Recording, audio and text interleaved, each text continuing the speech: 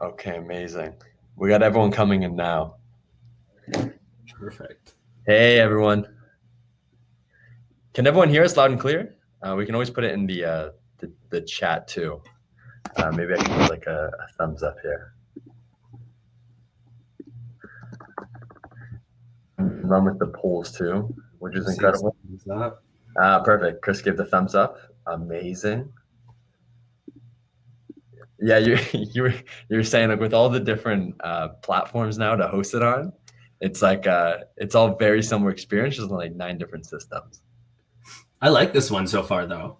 I mean, It's I good so don't want far. to jinx it, but it feels pretty good. I'm biased on Demio, but it's been amazing so far, especially with yeah, with Zoom. It's like this one's a bit more interactive too, which is why I like it. And with everyone here, it's been the best one I've had so far. Hey everyone, we still got some people joining. We'll wait a few more minutes here while everyone jumps into this bad boy. Amazing. And you're in Toronto, right, Todd? I am, yeah. It's Right amazing. downtown. We'll be working from home for the next foreseeable future. You're saying that. So with Amazon, what does that look like now? I think it sounds like everyone's just going to be staying at home for quite some time. They haven't announced, but I hear like all the other big tech companies have said October now, I think. Wow. Okay, that makes complete sense. But even then, I feel like everyone, like the whole work from home thing is just kind of being a norm at this point, right? It's like whether we like it or not. I like the option, like to change it up a little bit. Getting a bit sick of Yeah, this room. yeah, you're not forced in at least one angle or not. I've seen that. I've seen that picture frame on your back wall a few too many times now. So I know, and I'm seeing people get so creative with backgrounds now. Someone I was on a meeting right before this, completely fooled me. I saw the background there, and I was like, it's like a gorgeous office. I was like, this is amazing. And she's like, no, she's like, it's a background. I was like, it looks better than like a regular office at this point. So I really can't tell the difference. I should probably invest in a green screen behind me or something to make it look interesting. At At this least point, I could be on a beach right now. just go to it's like if you go up north, then you can just put the beautiful office behind you and clock in the 9 to 5. Hey everyone, I see everyone commenting here. Heather, hello. Amazing. We got Phil, Lakshita, Kavita. Hi, Kavita. Christine said hello. Richard, hi everyone. Hey guys. Hi Terry. What's up? What's up? Guinea's here. Josie. So Todd, we also got some of our team here too. So Great. they wanted to listen in, I think, more than anyone. We got Kapil.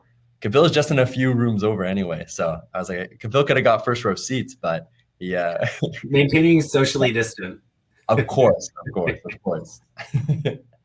Well, want to wait maybe like 1 or 2 more minutes, Todd, and then we'll roll with it. Sounds good. Yeah. Amazing. Where everyone's gonna be everywhere here. I'm seeing everyone in the meeting.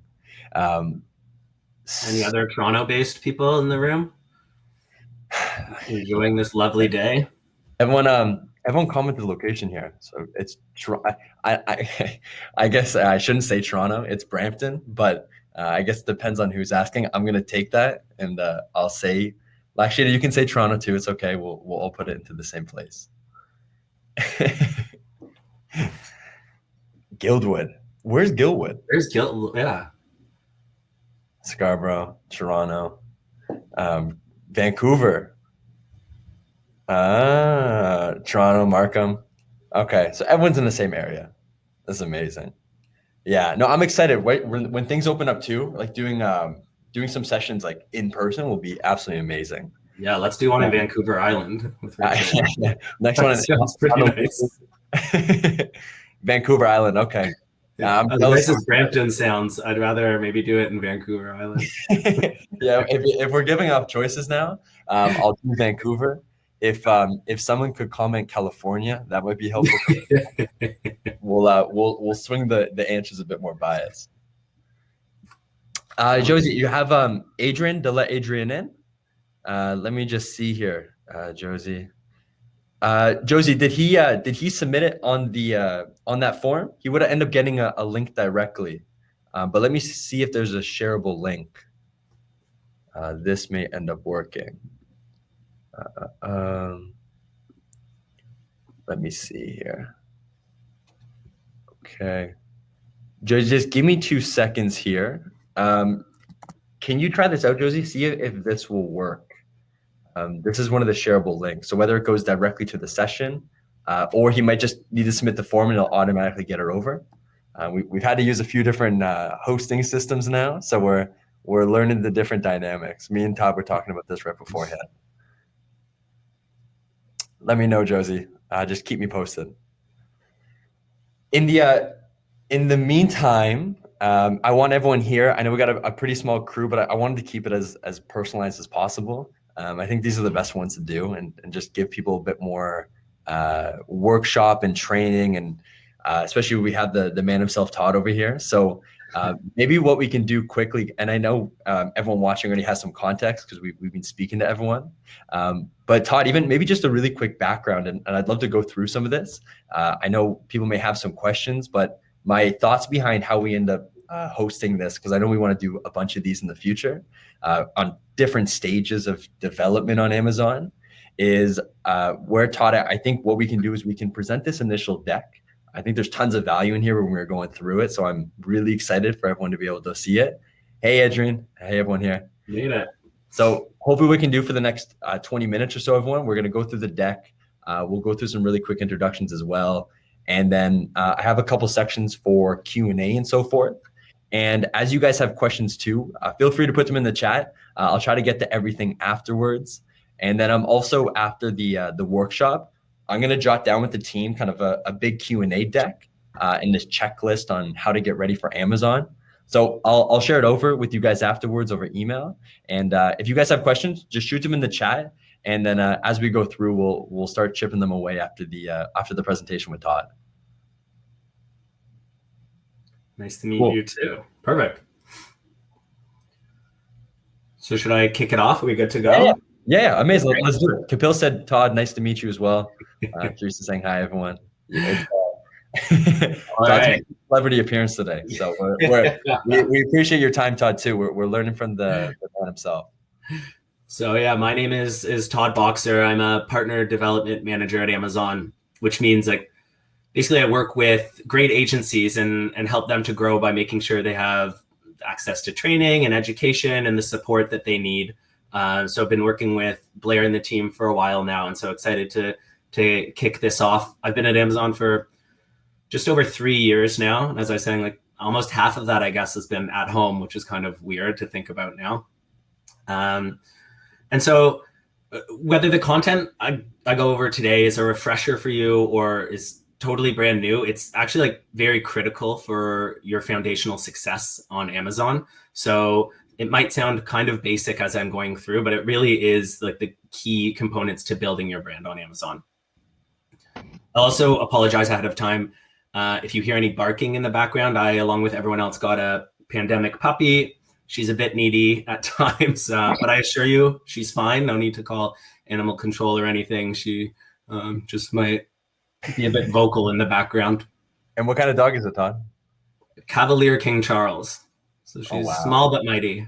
That's same with I got a toy poodle, so he's only as ferocious as he can be at 5 pounds, but he's working on it. Yeah, exactly. Hitting the gym. Okay, so what do I mean when I say laying the foundation? Essentially, I'm talking about ensuring that shoppers have a good customer experience when they're directed to your page and in turn purchase your products. Retail readiness primarily revolves around what we call ASIN experience. And so for those of you who are unfamiliar with what an ASIN is, it's essentially what Amazon calls a SKU. We just like to keep things a bit spicy, so we change the name of things. I'll use ASIN throughout the presentation, but SKU is really what interchangeable. So in this presentation, I'm going to talk about laying the foundation. I'm going to talk a little bit about stores, which are a branded shopping experience available to you as a way to build your Amazon presence. And at a high level, I'll look a little bit at our sponsored ads products. And as Blair said, if you have questions, you can put them in the chat there and he'll try and answer them, or after the presentation or throughout. So without further ado, let's kick it off. So retail readiness. Again, this is about ensuring Amazon shoppers have a positive experience and the right information to make a purchase decision. When customers engage with your product on the product detail page, in search results, through an automated widget, or offsite via remarketing campaigns, they're impacted by your level of retail readiness.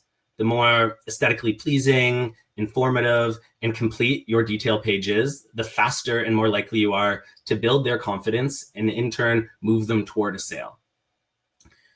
Retail readiness, like, it isn't a mystery. There's a pretty quick and simple way to review your ASIN or your product's retail readiness to help you set up for success. And so let's dive into what that looks like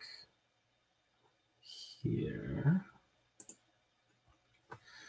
So the product detail page has always been the core of success at Amazon.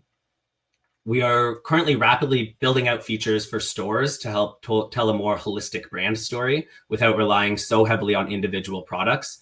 But as of right now, it's still the most critical part to your success on Amazon. It's really your opportunity to tell your brand story. Pages are created automatically for ASINs and are not only the place where shoppers go to research and learn about your product, but also to purchase it. It's essentially your brand's online shelf space. So what's on a product detail page? It should be your best product-focused content to encourage customers in a way that differentiates your product and helps them to decide to make a purchase decision. When Amazon shoppers have questions about your product or want to research your product's capabilities, features, differentiators, the detail page is their go-to resource to reliably get these answers. So that's why it's so critical to do an audit of your detail pages and ensure you have all your brand's content that customers might want to engage with before driving traffic there, promoting it, or running any sort of ad campaigns. So let's talk about the different aspects of your ASIN and how you can make sure that your product is being displayed and represented as effectively as possible. This list of 6 topics represent the most critical components of your ASIN to deliver an outstanding customer experience. We have image and product title, customer reviews, star rating, inventory, buy box, and A+ enhanced marketing and brand content. You should be able to load the product detail page of your ASIN and feel great about every single one of these elements. And so I'm going to walk through each of them one by one with you. And we're also, as a side note too, we're going to share over afterwards basically this checklist with a bit more detail too that I've been working on with the team. So as you guys, if you're taking notes here, I'm going to build this little checklist out for you guys so that at least we have some sort of structure and game plan in place too. Perfect. Taking the work out. Trying to. So image and product title. These are 2 pieces of your product of your detail page that will represent your product pretty much everywhere it goes on Amazon. Whether it's showing up in organic search results, that stuff's pulled from your image and product title. Deal of the day or lightning deal, image and product title. Sponsored ads, those are developed from your image and product title. There's countless other places that focus on the image and product title first. So these are 2 aspects of your product that are essentially your first impression. So with images, brands often overlook the image that they load onto the page. You want to upload clear, professional-looking images that match the product. Multiple angles, including showing ingredients, size, the lid or cap, if that's applicable, all kinds of different things. You also be able to upload videos to show different angles and lights. There's so much you can say to the customer about your product and your brand just through these few images.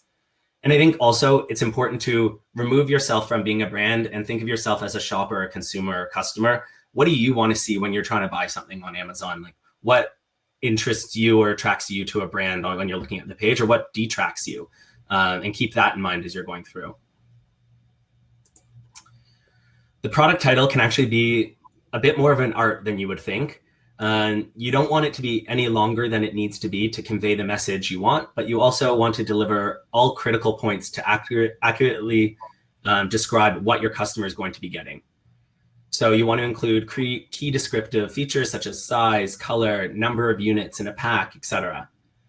This will help set expectations for what the product is before a shopper even gets to the product detail page and increases their chance of conversion.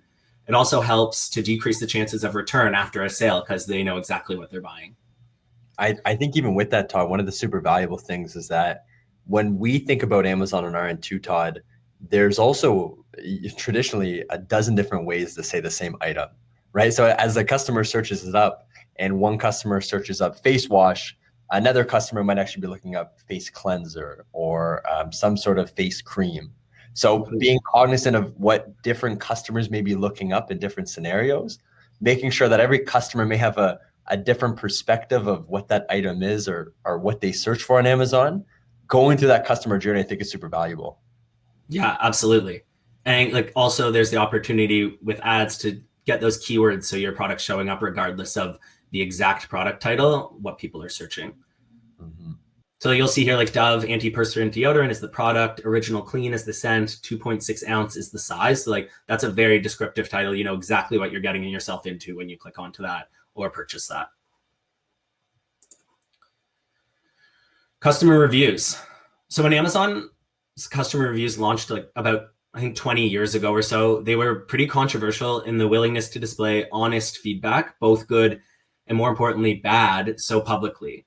And over time, this has actually built like a really deep trust with customers and made Amazon's customer reviews a go-to resource when customers are researching a product or in the process of purchasing a product, regardless of whether it's on Amazon, another online store, or even a brick and mortar store. People go in to research and hear and read the reviews.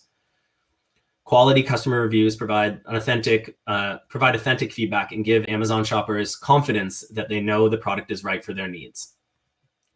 In general, we recommend at least 15 customer reviews to give customers the confidence in the quality of your product.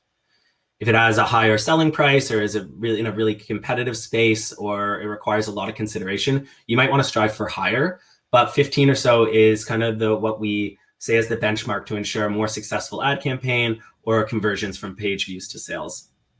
Yeah, good point, Todd. We've seen tons of data too when we compare sales velocities from like an on-page conversion from 10 reviews versus 15 versus 25. So understanding those benchmarks, yeah, we're seeing this. So 15 is a perfect benchmark. Yeah, I also, again, like putting yourself in your shop, putting your shopper hat on. If you see a product that has 100 reviews and they're all saying it's great versus a product that has 5, you're going to probably lean toward the one that has more reviews. So sort of the more the merrier when it comes to reviews. Good point. So star rating. Amazon's star rating is just sort of a quick glance scorecard at how your product performed across all those reviews. It builds, again, credibility and trust. Similar to the 15 reviews, we encourage you to have sort of a 3.5 star rating before you start driving traffic or running ad campaigns to your product detail page. Obviously, the higher, the more it will benefit your conversion and the more customers will engage with your product. If your star rating is below 3.5, you might want to just look at the issues and start to address them. The customer reviews are a great place to get actionable insights about what the disconnect is of why people are not maybe you're not delivering exactly what you promised or what they expected. And so you can use that as a resource to sort of bridge the gaps and overcome some of those shortcomings, and then leverage programs like Amazon Vine to inject high quality reviews and get the ball rolling again once you've addressed those. Yeah. And on that point too, with star ratings, even when launching a new product, and I know a lot of people in here are either launching their brand or they're getting close to doing so. When you start looking at some of your competitors, go through their reviews. Like this is something we do daily now when we're looking at different competition, is go through the different ratings and see what people love about them, and then see what people may not be liking so much. Like one of the things, Todd, that we do very frequently is we traditionally don't look at 5 stars or 1 stars too much. We try to go for the 3 or 4 stars, which is we liked the product, but this is what we probably could have done a bit better, right? Yeah. So it's a middle ground switch where they're not too upset and they leave a 1 star, which may not be an accurate representation, but this way it's more they love the product, but here's some recommendations that I wish I had a few more colored crayons, or I wish they weren't as dull, for example. Yeah, and even if your product can't address those, if in your product detail page you say it out front, then you manage the expectations. So it's not about having the best or the perfect product. It's just about the expectation setting as well. Inventory, I think everyone's had the experience where you go to a store and you leave empty-handed because the store was out of stock of the item you wanted. It's pretty terrible, but actually is worse for the brand if you end up buying a competitor product that is in stock. And so while on Amazon, you're investing less time sort of driving to the store, maybe it's still incredibly frustrating. And there's actually more risk of customers choosing a substitute brand because of the vast selection. So you stay close to your product's inventory levels, remain in stock, and this provides a positive customer experience and avoids a loss of sales. Whoops. On that note, Amazon actually invests in ad technology to help avoid disappointment and ineffective ad spend by pausing campaigns when the product is out of stock. That being said, it can still show up in organic results and is still not a great experience for the customer. The buy box. So all of your efforts to deliver an incredible product detail page can kind of be lost if you aren't winning the buy box. It's Amazon's an open space for sellers to compete to sell a product, and the vast majority of their sales will go to the seller who's winning the buy box. The buy box winner will be prominently featured with the price reflected on the detail page, their seller and product availability detailed. They'll get the sale when the customer uses that traditional yellow buy box to complete a sale, like that little add to cart or buy now buttons you see there. And if you aren't the buy box winner, you're just lower on the page and it takes more scrolls, clicks, and research for the customer to decide to buy that product directly from you. And one thing there too, Todd, is a lot of end up customers, even brands that we work with, that big question there is who's actually selling the product. And I'm going to go through that through the Q&A, but what you guys see here where it says in stocked and it says shipped from and sold by Amazon.com, if it's, for example, fulfilled by the merchant directly or by Amazon, this is where you end up seeing the details of who's the actual reseller versus who's actually fulfilling the product, whether it's Amazon or it's actually the merchant too. Yeah, so you can kind of see it on this slide here. If you're the buy box winner, you'll be the prominent placement and get the sale when these boxes are used. If you're a vendor, which means you sell your product to Amazon directly and then Amazon manages it, as you see on the right, it'll say shipped and sold by Amazon. On the left, if you're a seller, which means you're selling your product to the customer directly, you'll see sold by seller name. And as Blair was saying, like as a seller, you kind of have two options. You can either fulfill the orders by shipping the inventory yourself, or you can ship it to Amazon and they'll fulfill it via the Fulfilled by Amazon or FBA program.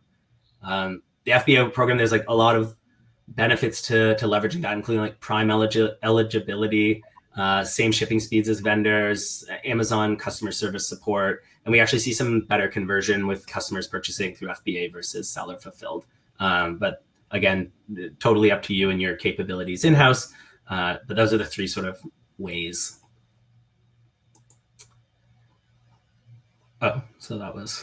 So what do you do if you're not winning the buy box? So essentially the best chance to win the buy box, you want to make sure your product is in stock, as competitively priced as possible, and that you're getting good marks when a customer does buy your product with minimal returns and customer support contacts. So again, it's about managing expectations on those good marks and the price competitive piece of it as well. And that actually, I think, hopefully that answers your question in terms of winning or not winning the buy box. Because I know from an algorithm standpoint, there's a lot of factors there, but one of those big ones is, of course, the Prime badge. So I think it's an underemphasized thought process of how valuable it is for Amazon. But that Prime badge can do a lot of really powerful things outside of just winning the buy box, but from the entire customer experience. I think the other important thing to remember is like Amazon's entire business is, I mean, everyone's is, but Amazon's like at the core is customer centric, customer focused, customer first. And so whoever's winning the buy box is like, who's going to deliver the best product in the fastest time at the best price to the end customer. And so what components go into that algorithm? No, I don't know for sure what all the different components are, but like, I think you can probably deduce a lot of them by just thinking in that mindset. Enhanced content. So Amazon is continually investing in more enhanced content to make the product detail page a bit more engaging. With A+ content for vendors and enhanced brand content for sellers, you have the opportunity to make your pages look a bit more like a brand website and create a better brand experience, or customer experience, I should say. For vendors, again, these are the people that sell their product directly to Amazon. They have access to A+ content, which allows them to highlight the value proposition of the product, introduce common use cases, share supplemental information that will benefit the customer during and after the purchase. It's really the chance to customize the detail page to reflect the voice of your brand and your product. Where A+ content, because I know, Todd, we get tons of questions about EBC versus A+, right? And it's because it's vendor versus seller. So yeah. When Todd's showing this area of the A+ content or enhanced brand content, this is where, if you're scrolling actually on a product detail page, halfway down the page, before you get to the reviews and some of the other details on the page, you have this basically beautiful show and tell that you can highlight all the different, whether it's features or benefits, and it just allows that one more extra layer. So after the images and then the content, and before they even get to the reviews, you now have another 5 different image positions, or 7, that now you can actually get a bit more deeper of a customer relationship on Amazon. So it's a super valuable tool. Yeah. And so that's A+ content is for vendors. Enhanced content is the seller version of that. Essentially, it allows you to have leverage unique templates that add images and enrich text, and kind of like an infographic, a way to like show your brand off a little bit more. Similar to A+, it's a place to highlight the value proposition, tell your brand story, and provide any sort of supplemental information in a more engaging way. We see a lot of companies use it for like comparison of other products too. So if it's like a supplement store, for example, they'll have a couple, and it might be a bit more about their brand story. And then on the last section, and probably a lot of people in here have seen it before, is they'll have like all their different competitors and why they're better. And they'll have basically check marks. And it's a really unique way of, if a customer is going through almost this customer journey or validation with other brands, at least now you kind of have a front, dead and center, and saying, hey, this is why we're great, and this is why we're better than company X, Y, and Z. So it's a bit of a holistic approach, but it does do the trick if you are in a very competitive space. Yeah. Also, if you have different like tiers of your product, say you have like a bronze, silver, gold, you can show what the difference is between the 3 products, and maybe as an opportunity to kind of like upsell to the gold. So you can think about it in your own product catalog as well. So at the beginning of the deck, I kind of talked about how product detail pages are the core to success at Amazon. And that's historically been the case because Amazon's focused on helping brands sell products, but we're eager to expand beyond solely selling just products and telling product stories. 80% of customers coming to Amazon come to learn about new brands. And so to completely provide for what customers want and to offer our sellers and vendors more resources, we're building out the stores experience. And it's just an integral way of ensuring that you have the opportunity to tell your brand story on Amazon. Stores is a self-service branded destination for Amazon advertisers to curate content that inspires them, educates them, and helps the shoppers discover the brand's full product catalog and selection. So I'll give you can see sort of an example on the right there. Here's sort of another example. Your store can kind of be a single page or have multiple pages showing different product lines, telling different stories about the brand, or offering other value to the customers.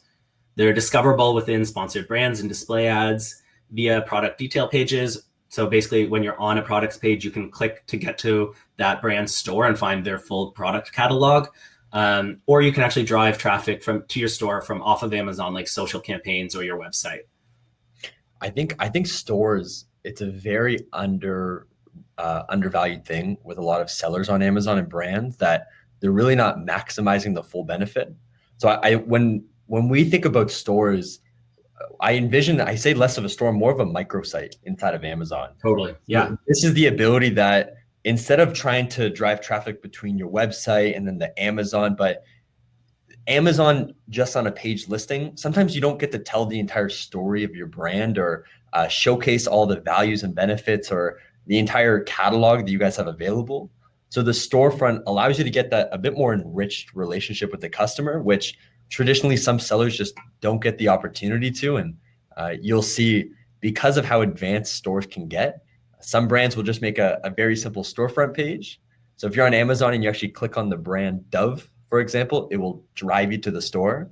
But some brands you'll see go incredibly in depth with it, and they'll make multi-pages and videos, and they'll have an entire customer journey. So whether they're driving from inside of Amazon or even they're driving from their social media channels, like Todd, you were mentioning there, brands are now utilizing that as basically their own website. And because the traffic and the relationship with Amazon is already built with the customer, driving them to the Amazon store just makes a lot more sense a lot of the times. Yeah. And I think the other thing to note is on a product detail page, one of your competitors can ads could show up on that page because they can bid into that ad placement. A store, no competitors can show their ads in there. So you kind of have the full attention without the distraction or the competition from people trying to deter the customer from buying yours, and you can keep them to buying yours. Good point. The one last thing that we also we see on stores, even over the past few months, is with Amazon posts. So now Amazon has posts, which is basically for everyone watching it, it's almost like a social post. So it's a lot more of like an in feed. So you can post about graphics and more of like a social interaction. And now you can actually put that inside your store. So similar to how on your website you might have a bit of social media, now inside your Amazon store you can actually have posts to build a bit more context of brand and have like a more fun and friendly side of it. So super interesting. Yeah. I think a quick case study how Sour Patch Kids use stores. So like, instead of driving new customers to their detail page, which they historically had done on Amazon, they started pointing customers to their store. And as a result, they were able to tell a more like holistic story and introduce a broader range of products. Because people might have just gone on and clicked and added Sour Patch Kids. They didn't know they came in, different flavors, different package size, different products that are associated with it. And so by effectively engaging customers across their entire brand, they increase their return on ad spend by 231%. We also end up seeing bigger basket sizes, increase repeat purchases, and decrease returns from purchases that come off a store versus a product detail page. That's amazing. And I'm a fan of the Sour Patch Kids. So me too. They may have just got one more guy on their deck. So people obviously shop on Amazon, but 52% of online shoppers actually come to Amazon to get shopping inspiration. And so that means they're coming to Amazon to find products and brands that speak to them and their needs, regardless of whether they are familiar with the product or the brand or not. So promoting your product and your offering with Amazon advertising can help you stand out and reach these shoppers. So there's a lot on this slide here. But essentially, this is just a high-level overview of the ad products that are available to drive traffic to your product detail page and your stores and ultimately drive sales on Amazon. These are all cost per click, and they're under the branch of what we call sponsored ads. They have different targeting strategies, placements, and varying levels of customization to help you reach shoppers throughout every stage of the funnel. And I'll just quickly walk through these four. We have sponsored products. These ads are targeted by keyword and product and are really help to increase the visibility of an individual product. They appear within the search or shopping results and on product detail pages. So if you're on Amazon and you type something in, usually the first 3 or so products listed, you'll see just a little gray text that says sponsored. It's very organic into the search results, but that's where they appear. They sort of orange boxes are showing where the ads might show up.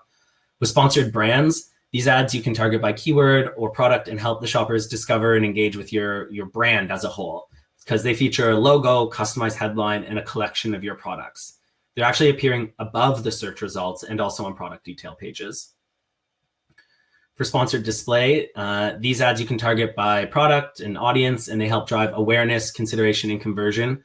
The ads are automatically generated to showcase your product, and they can appear both on and off of Amazon. So that's a really big thing for us. The sponsored display was sort of the first pay or like pay per CPC ad that you could go off of Amazon with. Sponsor Brands Video. The video offers engaging way to connect your brand and products with shoppers who are browsing on Amazon. The ad types are typically 6 to 45 second long auto playing video ads that appear within the search results or the shopping results.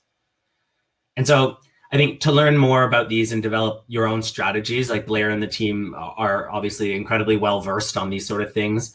Like I said, laying that retail foundation and retail readiness is key before you do any sort of advertising, or else you're just kind of flushing your money away. You want to make sure your page is set up for the best conversion before you start running any campaigns. But the team, I think, is definitely well equipped to walk you through that. We see that so often, Todd, of when it comes to those campaigns, there's so many brands that they'll build their listings, and we see it daily where they'll build the listings and they'll just start running advertising towards it. But what they're doing is that when the customer actually lands to the page, because we're checking the box of actually getting the customer basically to your home, but the home's just not furnished. There's no painting on the walls. There's no bed inside the bedroom. So before brands even think about advertising, to make sure that you're actually utilizing the money that you guys are spending, is just making sure that the home that you're building is fully polished, the floors are clean, you have the content, we have the images, we're utilizing enhanced brand content. This checklist becomes almost this technical thought process, because as long as you have these, we're setting ourselves up for success. So if we're driving all these potential really cool customers to your guys' Amazon listing, you're doing it with the best practices and all the best Amazon advice that you can have in place. So really good point. Yeah. I saw, just as you were talking, one quick thing about DSP advertising. Yes, that is also offsite, but it is not CPC. There's minimum spend requirements, and it's not auto-generated from your product detail page. So there's a lot more that goes into those ads. But great question there. Thanks for keeping me honest. Yeah, DSP is a whole different one. And you guys will see, we're going to do a bunch of these sessions in the future, ones that go a bit more advanced in terms of the advertising piece. So understanding the different types of campaigns, how to set them up, the benefits, and then also diving a bit more into the more advanced and technical types of advertising structures, like DSP and off-channel advertising, and using all your social channels, whether it's Google or Facebook, to actually drive it back to Amazon. There's a lot in there, but really the first one is building the company to make sure you're retail ready. And then the fun part, which Todd always loves to do, which is the actual advertising front. Exactly. Yeah. So that's kind of it for me. I basically just wanted to take the time. Thank you for joining us and listening to me rant on here. I honestly, truly believe that like this is setting, like if you follow these tactics we talked about today, you're going to have an incredibly strong foundation for your Amazon presence and ensure that your brand's growing in the right way. And then if you do want to grow and start spending money on ads, this is the best way to like get your bang for your buck here and ensure that you're converting. No, that's amazing, Todd. I appreciate it. And I want to go through some of these questions. Todd, thanks again for going through everything. And if you end up having to jump off, completely get it. We have a bit more time, and I know there was a couple of people with questions. So hopefully I wanted to run through some things. Guys, if I don't end up getting to the questions, everyone, it's a really close chat. So we'll message everyone after and give you guys a shout to answer anything in specifics. But let me go through a couple of these major questions. And then I have a few here of what we've seen be the most valuable questions. But there was a couple here in terms of, I'm just scrolling up here. There's tons of amazing questions here. Views, you end up mentioning regarding the pre-order now. So I know with Amazon, there is some options of whether a product is out of stock or potentially it's on a pre-order. How does Amazon actually prioritize those listings? In its shortest sense, it is very case by case. Of course, Todd mentioned Amazon is almost the epitome of what is customer centric. So to make sure they prioritize that, traditionally they will rank products and place products that have a customer that can get it there within 24 to 48 hours. We have seen anomalies where there's very large pre-orders.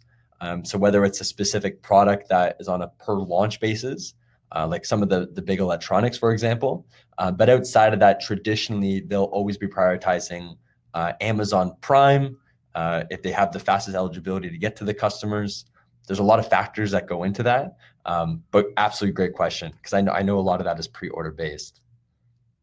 Can A+ content increase with sales? I think Todd went through that, but yes, absolutely. Where A+ content comes into place is it's traditionally more on the conversion. So now that customers are actually arriving on your listing page, how do you convert those 100 into more customers, right? So the advertising is what's going to get people to your beautiful Amazon listings, but adding these things like reviews, better images, a very explanatory product video, these are all things that will just help all those customers that are looking at your product actually convert into the final customer. Euroso on asking about a link to enhance brand content. Let me share across some examples. We have some really good ones so you guys have an idea. And then in the follow-up email, I'll add a couple of those, Euroso, so you can get an idea of what we've seen. And the one, Todd, that you showed there, the Sour Patch Kids, amazing. That one was good. So we might be able to utilize that one as one of the reference points. Burt's Beeswax actually also has a really good one. I think Burt's Beeswax? Yeah, I don't know. They have I didn't know they had all these different products until I saw their store, and then it was a good sort of upsell opportunity. I'm a loyal brand advocate. Let me do a couple of these questions, and I'll keep going down the page with all the other questions here. One of the questions we get pretty often is, can you sell your products on Canada and the USA? So traditionally with Amazon, what the key thing is if you're a new seller or you're thinking about selling on both markets is, of course, you have .ca and then we have .com. So when brands want to utilize Amazon Prime for Canada and the USA, you'll actually need to send your product to a fulfillment center in each one of those countries. So for example, we're here in Brampton. So if you're driving anywhere, you're bound to see an Amazon warehouse, because Todd can speak to this, but they're popping up like trees at this point. So you're bound to see them, but you'll be sending the product into one of those warehouses to be Prime eligible and actually have Amazon fulfill those products. And then the same will happen in the US. So Amazon will tell you what warehouse that they want to send the product to. And this is based off of data. So you can envision if you're selling surfboards, they'll traditionally end up placing you in a warehouse that's closer to the water, right? So there's a lot of algorithm there, but it's very assumptuous, right? Or if it's a snowboard somewhere near the mountains, is traditionally because Amazon wants to get it to the customer a bit faster. So all key considerations to take into place, but in short, you have to place your products on both fulfillment centers in both countries if you want to enable the Prime badge on Canada and the USA. One of the other questions we get really often is, who fulfills the products? So amazing. Todd and I, we helped you build this fantastic listing on Amazon, and we're doing all the right practices, but now that an order comes in from a customer, where are these actually going?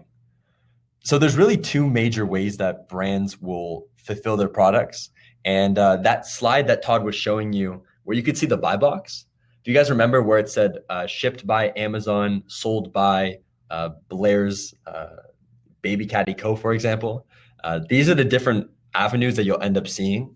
So traditionally, the two that are most popular when we're thinking about a new seller on Amazon is merchant fulfillment and fulfillment by Amazon. So merchant fulfillment, this means that it's seller fulfilled, which means that Todd sells his candies on Amazon, and when an order comes in, he actually fulfills it from his own home, right? So whether it's a Muskoka cottage or it's in the Toronto home, Todd's actually gonna pick the product off his shelf and then ship it to the end customer. With Amazon FBA, Todd will actually send all of his candy products into one of Amazon's fulfillment centers, whether it's in Canada, the USA. Todd, you're going global now, so maybe somewhere in Europe. Now, this is where Amazon will actually fulfill the products. So when we're speaking about a lot of those benefits between the Prime badge, ranking better to make sure that if someone looks up candy on Amazon, that you're the top one being searched. These are all things that traditionally Fulfillment by Amazon has some of those enablements. But of course, with inventory restrictions and whether it's more control because you have it in your own warehouse, there's a lot of pros and cons of each. And you can see we can do a whole other sessions just on those two. We'll hopefully host one in the next few weeks about FBM versus FBA. But in its simplest form, you fulfill it or Amazon fulfills it in its very general sense. Can redistributors or resellers sell products on Amazon? So we've seen this too. So some brands think that, because we redistribute or resell other brands' products, that Amazon's just not the right fit for us. So I know Keith mentioned there that it was something about Star Wars. So for example, there is some redistributors or resellers, and there's nuances and restrictions depending on the brand. But what some resellers do is that if they have a agreement with Star Wars, for example, they might be actually able to resell the products on the Amazon marketplace. So some brands will sell their own products, but then some brands will actually resell other companies' products too. And it really depends. It's case by case. And of course, they work with the brand on doing so. But it really just, at the end of the day, both scenarios work. It's just depending on what you guys sell and how you can actually tackle the Amazon marketplace. And I'm going through these quickly here.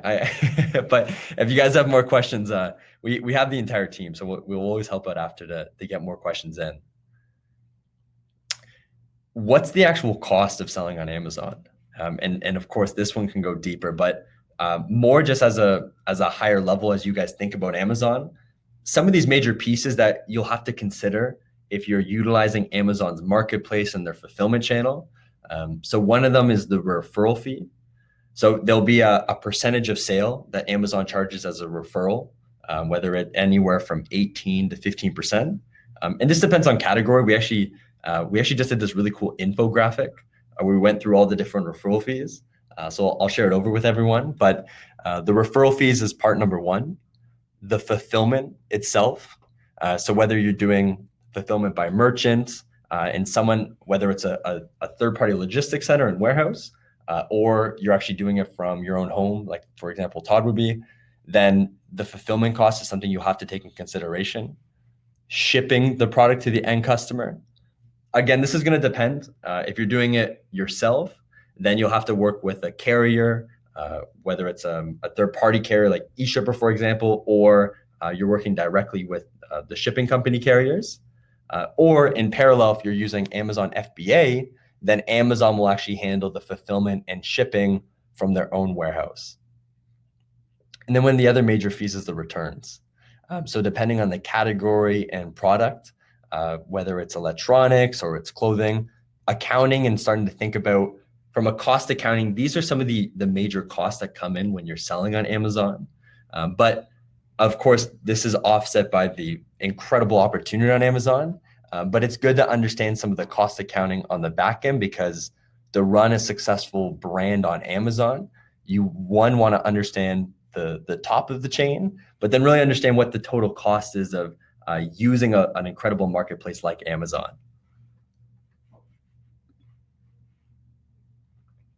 Brand registry. This is what I wanted to talk on because there was a couple key things that Todd was mentioning there that when it comes to being retail ready, a couple of these are codependent on making sure that you have brand registry set up.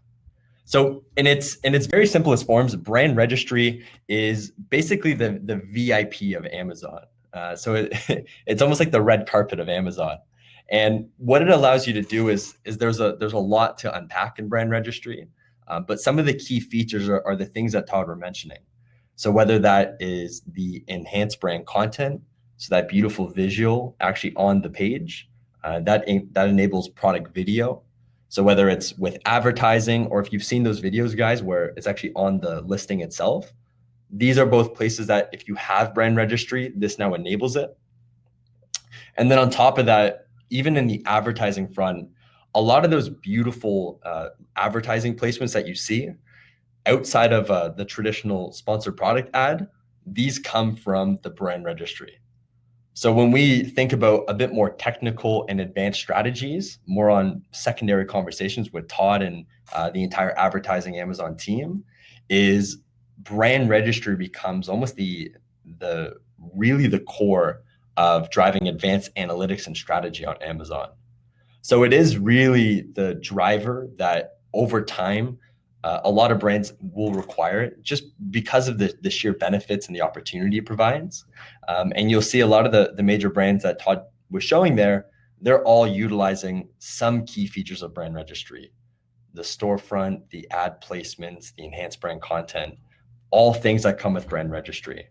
So this is something that if you have a brand trademark, then you are applicable to get brand registry. This is if you're selling directly on the marketplace. And then if you're a vendor of Amazon, this is a whole different scenario that Amazon's actually buying the products and then selling it on your behalf on Amazon. So really case by case, there's tons of great programs to get brand registry set up too. But if anyone has questions, we can always speak about it after. Last one here, and this is always my favorite too. Can we sell internationally? And if it was me, I'd already be in the UK, soaking up some sun. But when it comes to selling internationally, Amazon really enables all sizes and shapes of sellers to sell internationally very, very easily. So a lot of the brands that we're working with now, after they dominate the North American market, the really organic next step is, well, if we already have Amazon set up, we've already built these amazing building blocks that can, for the most part, get transferred between different marketplaces. How can we set up Amazon UK? Or how can we set up all the amazing marketplaces in the EU, for example? So whether that's Amazon Germany, France, Italy, Spain, Netherlands, now Poland too. These are all now different marketplaces that Amazon is becoming a much, much stronger presence. So what this means for your brand is, instead of now only having enablement to offer your products to all the US and all these Canadian customers, you now open up the opportunity of customers to an international scale. So we help enable that to make sure that the barriers of entry are broken down to a minimal, because the way that it's set up with Amazon is it allows very simplified entrance into these other marketplaces around the world. So one of the ones we're looking at, Todd, is Amazon India is doing amazing right now. It's blowing up. It makes a lot of sense. But one of the cool things we've also seen is that when it comes to international, some products just do better than other products. And it's more of a cultural thing too. Like one of the things, Todd, I don't think I ever mentioned this to you before, but we saw, so there was this umbrella company. They did really good in North America, but they had very colorful umbrellas. Like bright blue, bright pink, every specter of the rainbow, essentially. And when they ended up expanding overseas, UK was just the initial thought process because of the size of it. But what ended up happening was that from a performance basis, some of their lower performing SKUs in North America, which were it was like the traditional ones, the blacks, the grays, the more shades, they were performing really well in the UK. So what ended up happening was we noticed that just from a cultural shift there, that because for whatever reason, the UK was a bit more on the darker side and not the gloomy side, but on just from the color shades that were available, the colorful different umbrellas didn't perform well in the UK, but some of the shades, the darker color setups, those were performing exponentially well. So something to think about for your brand too. Maybe they just have to use them more. The darker colors go with more. Exactly. So the opportunity for marketplaces, it goes much, much deeper. Amazon Australia is one that I think personally, if AMZ's open up more, Australia is going to be under the checklist. But it just gives you context of the sheer potential and capability of Amazon. Is we can think much grander than just selling on Amazon.ca as kind of the local territory. But how do we expand the brand across borders? This is really where the potential for growth jumps into play. What's the largest marketplace outside of North America on Amazon? Yeah, so this has actually changed recently. So interesting enough, Amazon US was the most popular. Todd, you can probably jump in for this in case I end up saying it wrong, but Amazon US was the most popular. And then back in 2018, Germany was actually number 2 ranked. And then it went UK, I know it might have been somewhere Japan, and then Canada, and then France, Italy, Spain. But then over the past 2 years, Amazon India has been blowing up just sheerly because of the population size. So I have to see who's in second place, whether it's India or Germany. But surprisingly enough, for the past while, Amazon Germany was actually the second largest marketplace, just by third-party sellers size, which is super interesting. Most people think it would be the UK or, for example, Canada. But from a capacity, the Germany market is doing absolutely phenomenal. And then, of course, we have India and all the other marketplaces. But when I learned that Germany was so huge in terms of the opportunity for Amazon. It's a quiet one. Traditionally, you wouldn't think that Germany would be the most popular hit. So it's surprising, and now we're seeing a lot of brands go over there. But it's interesting. So I have a really close eye on Amazon India, and then also Amazon Japan is one that's catching my attention just because it's growing really quickly. So keeping a radar on each one. Every marketplace is going to have its own nuances and technicalities. So our usual recommendation is build the house at home first. Make sure you have the Canadian and North American down pat, and then we can start looking at some of those international markets. I think I have time for one more question here. And Todd, thanks so much for hanging as we went through some of these. I know you've been answering some questions too. There was one here a lot that they were asking the major differences between enhanced brand content and storefront. So just for clarity there, so enhanced brand content is the on page versus the storefront is the one that if you're on a page and you actually see the visit Candy Crusher store, for example, you then click on that and it will direct you to the Amazon store. So again, something that you need with brand registry. But again, they both play really valuable, and there's tons of data to back both on revenue performers or revenue drivers. They're just very, very different stages of the Amazon customer journey. Yeah, like I think I said in there, the enhanced content is at the product level and the store is at the brand level as well. So another way to think about it. Yeah, it's all about customer journey. At the end of the day, I think the biggest takeaway is put yourself in version of the customer. So think about this of how you would think about how you would buy on Amazon. I'm a brand advocate, and so is the wifey. So I think when we think about product placements and customer journey, I watch a lot of what she does on it, because then it allows me to start to build out a strategy on, okay, interesting, we'll go to reviews first, and then we might visit the store, and they may add a few more products to the cart and then start to filter through. So thinking about this is super valuable. And then any other questions, I'm going to go through this after, guys. I appreciate everyone's time. Todd, thanks again for joining us on this. This was absolutely amazing. Hopefully we can do a few more of these in the future. Yeah, thanks for having me, and thanks everyone for attending. I'm gonna answer a lot of these other questions afterwards, guys. So if I didn't get to you guys, I'm sorry. Hopefully you guys found some value in this as well. Todd, the best for this, and we'll share over more collateral. We had a checklist I ended up building out for this small session anyway. So hopefully you guys got some value. We're gonna be in touch with everyone anyway, but I'm looking forward to it. Todd, I know this is your domain, so I'm excited to see some of these brands get retail ready. Yeah, absolutely. Amazing, guys. Okay. Bye. All right. Thank you guys so much.